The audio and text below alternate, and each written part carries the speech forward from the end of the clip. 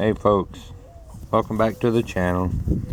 Today we got video number 19 in this series, and this is a set of KLEIN tools wire strippers. These are a little bit different. These are for stranded's what I use them for anyway, but turn it around here.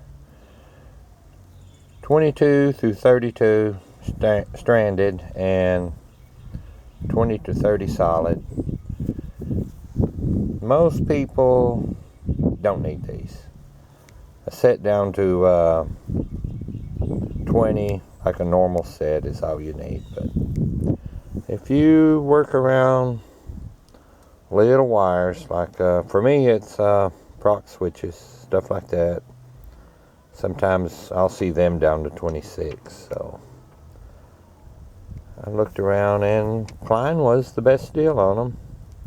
They're not cheap at all. They're for wire strippers.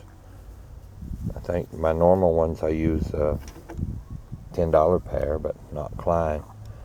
These are $20.97. And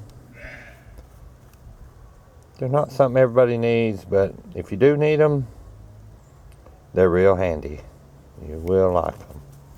Alright. That's today's video. Thanks for watching.